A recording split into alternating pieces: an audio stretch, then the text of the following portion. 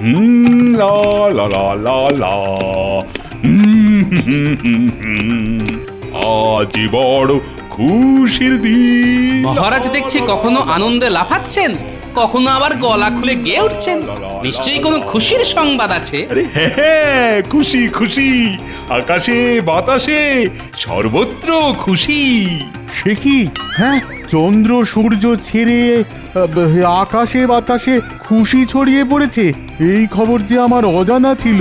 এবার কি হবে? মূর্খ জ্যোতিষী কথাকার, মহারাজ নিশ্চয়ই খুব আনন্দ পেয়েছেন, তাই অমন বললেন। বাবা, আমাদের মন্ত্রী মশাই দেখছি রাতারাতি বুদ্ধিমান হয়ে গেছেন। কি মন্ত্রী মশাই, আপনার বুদ্ধির রহস্যটা কি শুনি? তোমার মাথা। তাই নাকি মন্ত্রী? তুমি কি আজকাল গোপালের মাথা ধোয়া জল খাচ্ছ নাকি? মাথা ধোয়া জল খেলে বুঝি ওই বুদ্ধি বাড়ে? তা বাড়ে, পা ধোয়া জল খেলে যদি আশীর্বাদ পাওয়া যায়, তাহলে মাথা ধোয়া জল খেলেও বুদ্ধি পাওয়া যাবে নিশ্চয়ই। গোপালের কথা শুনে আমার চোখ করে ছল ছল। তার মানে দুঃখ পাওয়া যায় খেলে চোখের জল। বাহ বাহ বাহ সভাকবি, তোমার ছন্দের তো জবাব নেই। কিন্তু মহারাজ, আপনার খুশির সংবাদটা যে অজানাই থেকে গেল। বলছি আগামী 1 মাসের জন্য আমি আর তোমাদের রানীমা কৃষ্ণনগর রাজ্য ছেড়ে অন্য রাজ্যে ভ্রমণে যাচ্ছি। হ্যাঁ, এবার বলো বলো, এরকম একটা সংবাদ পেয়ে খুশি না হয়ে থাকা যায়? তার মানে আগামী 1 মাস কৃষ্ণনগর রাজ্যে মহারাজ থাকবে না? হ্যাঁ, সত্যি মহারাজ, এ বড় খুশির খবর। খবরটা শুনে যে আমার যে কি আনন্দ হচ্ছে না। বলি, মহারাজ ভ্রমণে যাচ্ছেন শুনে আনন্দ হচ্ছে, নাকি আগামী 1 মাস মহারাজ কৃষ্ণনগর রাজ্যে থাকবেন না শুনে আনন্দ হচ্ছে মন্ত্রী মশাই? তাহলে আগামী 1 মাস রাজ্য চলবে কি করে মহারাজ? কেন, আমি তো আছি। মহারাজের অবর্তমানে মন্ত্রী থাকতে চিন্তা কিসের? এই তো, চিন্তা কিসের? আমি মন্ত্রীর কাঁধে আগামী 1 মাসের রাজ্যের দায়িত্ব তুলে দিলাম। কি মন্ত্রী, পারবে তো? পারবো না মানে? নিশ্চয় পারবো মহারাজ। এই সুযোগ আগামী 1 মাসে পকেটটা ভরিয়ে নেওয়ার মোক্ষম সময়। হায় রে, মন্ত্রীর কাঁধে দায়িত্ব! হুঁ, আগামী 1 মাস রাজ্য কিভাবে চলবে ভগবানই জানেন।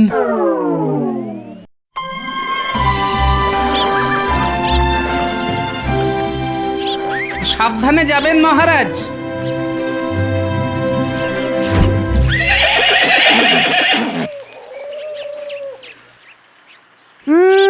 গোপালের দরদ একেবারে উতলে উঠছে। দাঁড়াও, দেখাচ্ছি মজা। এই যে গোপাল, এখানে দাঁড়িয়ে না থেকে নিজের কাজে মন দাও। চলো চলো। নিজের কাজ? তবে শুনুন, পল্টু একদিন বিল্টুকে বলেছে সে নাকি পাঁঠার মাংস দেখলেই 1 সের চালের ভাত খেতে পারে। এই শুনে বিল্টু বলল কি, খুঁটিতে একটা পাঁঠা বেঁধে রেখে তার সামনে পল্টুকে 1 সের চালের ভাত নিয়ে বসিয়ে দিল। পাঁঠাটা একবার ম্যাঁ করে ডাকে, আর বিল্টুকে একবার করে শুকনো ভাত খেতে হয়। পল্টুকে আর বিল্টুটাই বাকে? সে তো আমিও জানি না মন্ত্রী মশাই, আমার কাজ লোক হাসানো, তাই আমি ওটাই করছি। এখন থেকে ওটি আর চলবে না। লোক হাসিয়ে মাসের পর মাস তোমাকে মাস মাইনে নিতে আমি দেব না।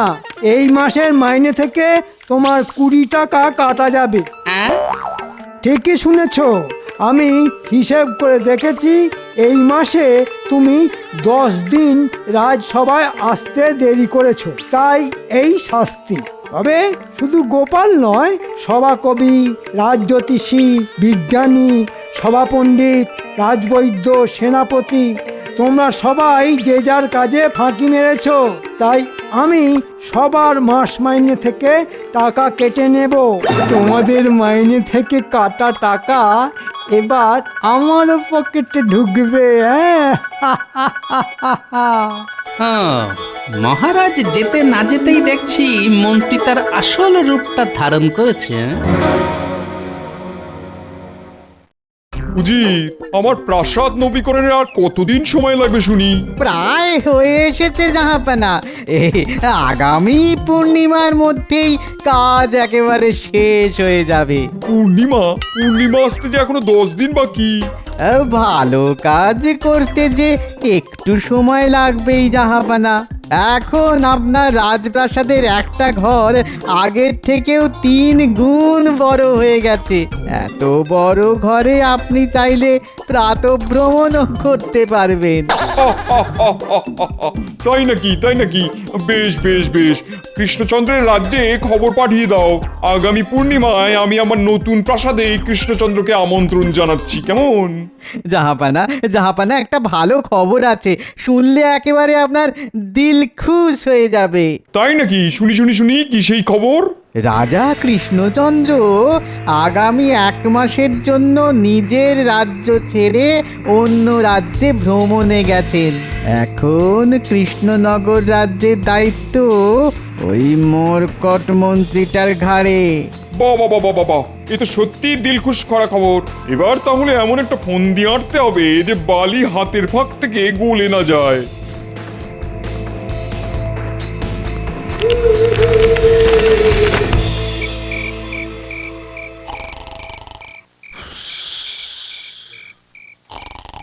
মরণ, পেটে ভেজা গামছা দিয়ে শুয়ে থাকলেই কি খিদে চলে যাবে? তাই তো যায় শুনেছি গিন্নি। বলি শুয়ে পড়ে না থেকে একটু গতরটা খাটাও না, বাজারের দিকে গিয়ে 2টি চাল নিয়ে এসো। ওরে বাবারে, এ চাল কিনতে যে অনেক টাকা লাগবে গো। অত টাকা পাবো কোথায়? কেন, এই মাসে বুঝি মহারাজ তোমাকে মাইনে দেননি? আরে বাবা, মহারাজ থাকলে তো দেবেন। মহারাজ যে আজ সকালে রানীমাকে নিয়ে 1 মাসের জন্য অন্য রাজ্যে ভ্রমণে গেছেন। সর্বনাশ, এখন তবে থাকো হাওয়া খেয়ে। আর ওই শয়তান মন্ত্রীটা পারেও বটে। মহারাজ যেতে না যেতেই নিজের দায়িত্ব ফলাতে শুরু করে দিয়েছে। বলে কিনা আমার মাস মাইনে থেকে টাকা কেটে নেবে। আমি বলি কি, আগামী 1 মাস তুমি রাজসভায় না গিয়ে অন্য কোনো ব্যবসা খুলে বসো। এই মহারাজ ফিরে এলে না হয় ওদিকে যেও। হ্যাঁ, আমিও সেটাই ভাবছি বুঝলে, কিন্তু ব্যবসা করতে গেলেও যে অনেক টাকার দরকার হয় গিন্নি। আবার কি ভাবতে বসলে শুনি? না, কিসের ব্যবসা করব সেটাই ভাবছি বুঝলে। ওই দেখো, হ্যারিকেনের তেলও শেষ গো। এবার থাকো অন্ধকারে বসে, যত রাজ্যের ঝামেলা সব আমার কপালে জোটে। ওরে বাবারে, মরে গেলাম। গিন্নি, একটু দেখে শুনে চলতে পারো না? আর পারি না, অন্ধকারে আমি কেন, কোনো মানুষই দেখে শুনে চলতে পারে না। হ্যাঁ,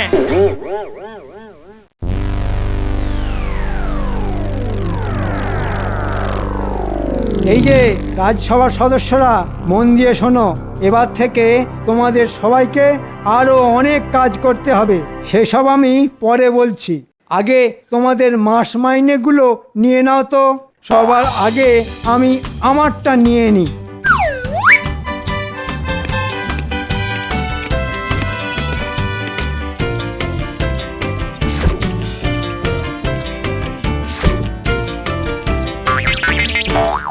কি আমার মাইনে? এই মাসে তোমার মাস মাইনে থেকে সব টাকা কাটা গেছে, তাই এই মাসে গোপাল 1 পয়সাও পাবে না। সে কি, মাস মাইনে না পেলে খাবো কি? কেন, হাওয়া খেয়ে থাকো, জল খেয়ে থাকো। তাই নাকি? আচ্ছা, এবার আমিও দেখাচ্ছি মজা, দাঁড়া। মন্ত্রী মশাই, আমার মাস মাইনে থেকে 40 টাকা কাটা গেছে। বেশ হয়েছে, আর একবার বললে বাকিটাও কেটে নেব। কিন্তু এত কম টাকায় সংসার চলবে কিভাবে? এই মাসে আমার কপালে একটা ফাঁড়ার কথা লেখা ছিল বটে, তখন বুঝিনি সেই ফাঁড়াটা আমার মাস মাইনের উপর দিয়ে যাবে। মাইনে যখন পেলাম না, তখন আর এখানে দাঁড়িয়ে থেকে সময় নষ্ট করা উচিত হবে না। চলুন, আমরা সবাই আগামী 1 মাসের জন্য নিজেদের ব্যবস্থা নিজেরাই করে নিই। মহারাজ যতদিন না ফিরে আসছেন, ততদিন এই রাজসভা ছেড়ে নিজেদের ব্যবসা খুলে বসি, না হলে সবাইকে না খেয়ে শুকিয়ে মরতে হবে। হ্যাঁ, গোপাল ঠিক বলেছে। তাহলে দেরি কেন, চলুন। আমার বিরুদ্ধে চক্রান্ত করে রাজসভা ছেড়ে যাওয়া হচ্ছে। যাও যাও, আমিও দেখব আগামী 1 মাস তোমরা ব্যবসা করে কত টাকা ঘরে তুলতে পারো।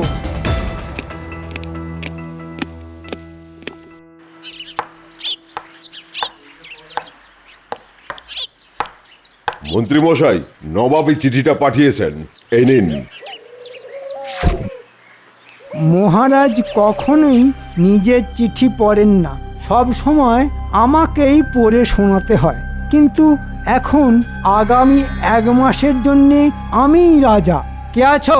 তাড়াতাড়ি এখানে এসো, আমাকে নবাবের চিঠিটা পড়ে শোনাও।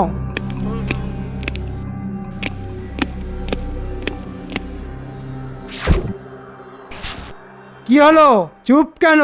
এমন কি লিখেছেন নবাব? আগে আমি তো পড়াশোনা জানি না, তাই পড়তে পারছি না। চত্ব সব কটাকে চাকরি থেকে বার করে দেব।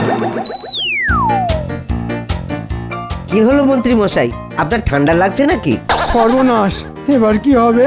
নবাব লিখেছেন আগামী পূর্ণিমায় তার প্রাসাদের নবীনকরণের কাজ শেষ হবে, তাই কৃষ্ণনগর রাজ্য থেকে এমন একটা উপহার পাঠাতে যেটা নবাবের প্রাসাদের একটা ঘর সম্পূর্ণ ভরাট করে থাকবে।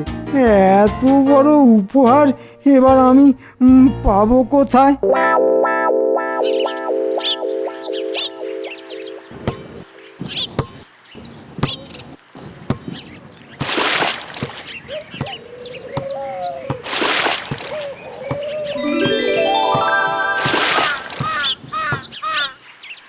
মাটি ভিজিয়ে রাখতে গেলে দিনে 2 বার করে জল দিতে হবে। এবার বুঝেছি টাকার কত দাম। মাটি কাটতে গিয়ে বেরিয়ে গেল ঘাম। ওরে বাবা রে!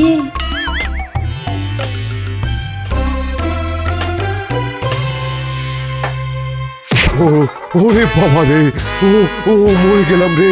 ভুল করে হাত ফসকে লেগে গেছে রাজবৈদ্য মশাই। একটু জল দেবো? জল তোমার মাথায় দাও।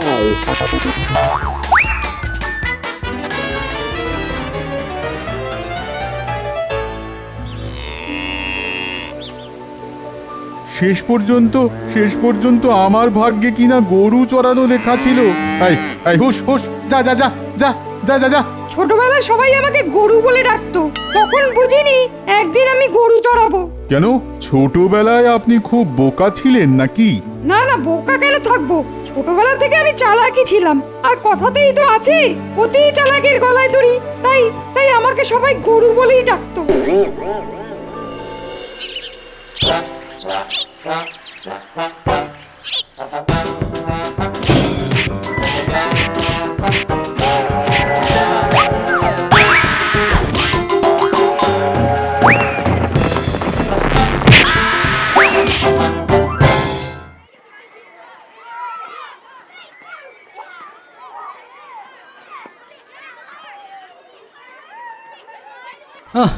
কি দিনকাল পড়লো, হ্যাঁ? শেষ পর্যন্ত ঘরের ঘটি বাটি বিক্রি করতে হচ্ছে, সব ওই মন্ত্রীটার জন্য। কিন্তু এখন তো কিছু করা যাবে না, মন্ত্রী এখন কৃষ্ণনগরের রাজা।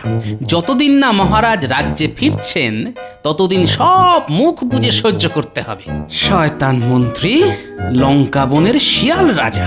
ও গোপাল দাদা, তুমি আবার কবে থেকে নিজের ব্যবসা খুলে বসলে শুনি? আর বলো না, ঘরে বসে বসে কোমরে জং ধরে যাচ্ছিল, তাই ভাবলাম। তা ঠিক করেছো। কই দেখি তোমার কাছে কি কি আছে।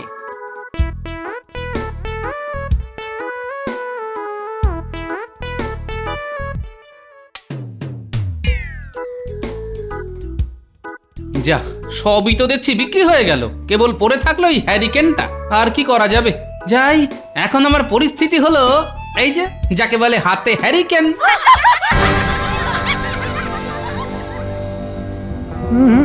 এত ভেবেও এমন একটা জিনিসের নাম মাথায় আনতে পারলাম না যেটা নবাবের ঘর ভরিয়ে রাখবে।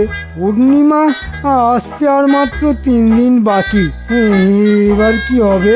হ্যাঁ, মহারাজ এসে যদি শোনেন তার অবর্তমানে আমি নবাবের জন্য সামান্য একটা উপহার নিয়ে যেতে পারিনি, তাহলে তো মহারাজ আমাকে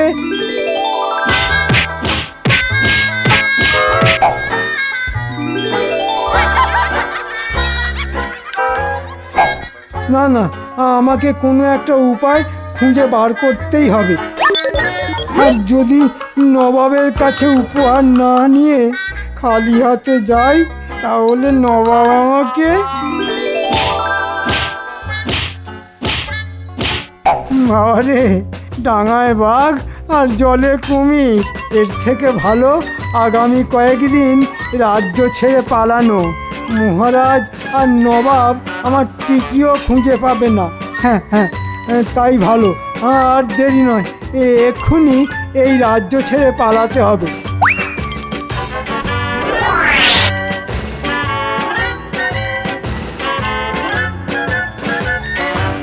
না, পকেটে কয়েকটা টাকা এসেছে। আগামী কয়েকদিন এটা দিয়ে দিব্যি চলে যাবে। ওদিকে মন্ত্রীটা হয়তো এখন পায়ের উপর পা তুলে আরাম করছে। আরে, ওটা তো আমাদের মন্ত্রী মশাই। এই সন্ধেবেলা চোরের মতো কোথায় পালাচ্ছে? বেটা নিশ্চয়ই কোনো ফাঁদে পড়েছে। একবার বিষয়টা খুঁটিয়ে দেখতে হচ্ছে তাহলে। মন্ত্রী মশাই, ও মন্ত্রী মশাই, কোথায় গেলেন? মন্ত্রী মশাই, এই যে প্রহরী, আমাদের মন্ত্রী মশাইকে দেখেছো? এই দেখো, চিঠিটা পড়ার পর থেকেই মন্ত্রীমশাই কেমন যেন ওই আচরণ করছিলেন, তারপর থেকেই তো আর খুঁজে পাচ্ছি না। কেন?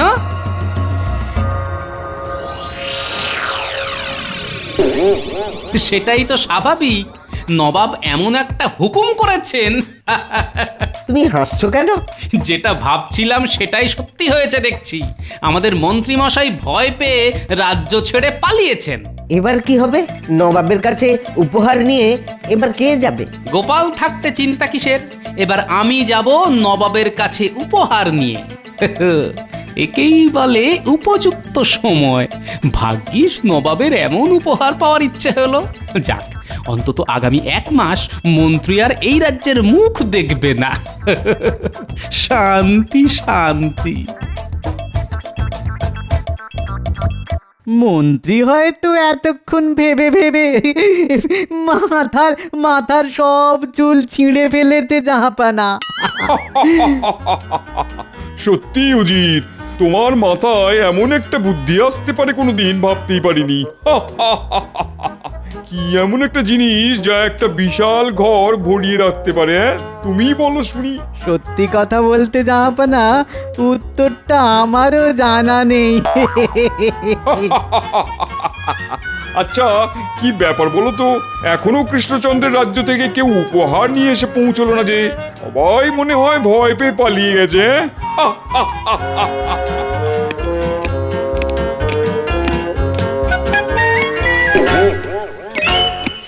গোপাল, তুমি কি চিঠিটা ভালো করে পড়েছো? আগে নবাব, আমি চিঠিটা খুব মন দিয়ে অনেকবার পড়েছি। তারপরেও তুমি সামান্য একটা ব্যাগ নিয়ে এখানে এসেছো?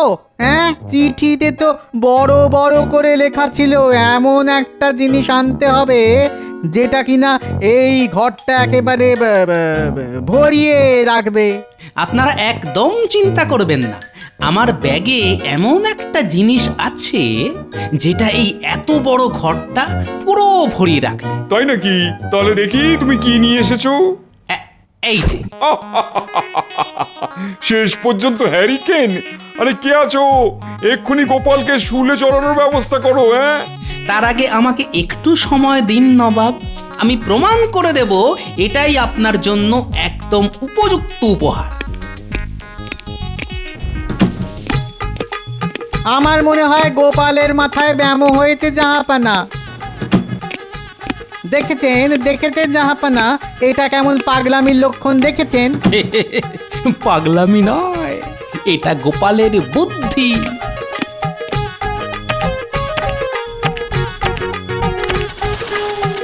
এই দেখুন নবাব, আমি আপনার জন্য হ্যারিকেন নয়, হ্যারিকেনে করে আলো নিয়ে এসেছি।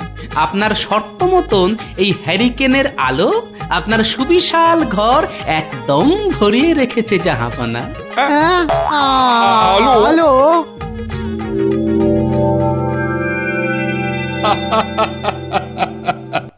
সত্যি গোপাল, তোমাকে যত দেখছি ততই অবাক হচ্ছি। শেষ পর্যন্ত হ্যারিকেন। সবই চোখ কান খোলা রাখার ফল মহারাজ। আপনার অনুপস্থিতিতে আমাদের সবার অবস্থাও ওই হাতে হ্যারিকেনের মতোই হয়ে গেছিল। তাই ভাবলাম সময় যখন খারাপ যাচ্ছে তখন ওটাকেই অস্ত্র হিসাবে ব্যবহার করি। আর চিন্তা নেই, এবার আমি এসে গেছি। জ্বলন্ত হ্যারিকেনে হাত দিলে হাত যায় পুড়ে। আমার অবস্থা খারাপ, মাটি খুঁড়ে খুঁড়ে। উফ!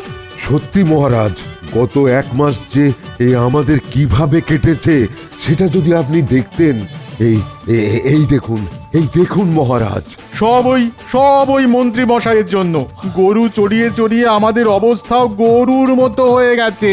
হাম্বা হাম্বা ইয়ে মানে হ্যাঁ রাজ জ্যোতিষী ঠিক বলেছে মহারাজ। সে তো দেখতেই পাচ্ছি। দাঁড়াও, একবার পাই ওই বজ্জাত মন্ত্রীকে হাতের কাছে, দেখাচ্ছি মজা। এই তো মন্ত্রী মশাই, কোথায় ছিলেন এতদিন? জাহান্নামে। জাহান্নামে তো এবার আমি তোমাকে পাঠাবো। ছেড়ে দিন মহারাজ, আর হবে না। এই আমি কান মুলছি। ছেড়ে দেওয়ার কোনো প্রশ্নই ওঠে না। এইবার তোমার অবস্থাও হাতে হ্যারিকেন করে ছাড়বো আমি। আয়, কে আছো? মন্ত্রীকে এক্ষুনি কারাগারে বন্দি করে দাও। আগামী 1 মাস বেটা থাক ওখানে। আর এই 1 মাসের মন্ত্রীর মাস মাইনে থেকে সব টাকা কেটে আমি রাজসভার বাকি সদস্যদের মধ্যে ভাগ করে দেব। হ্যাঁ, সত্যি হ্যারিকেনের কি জোর!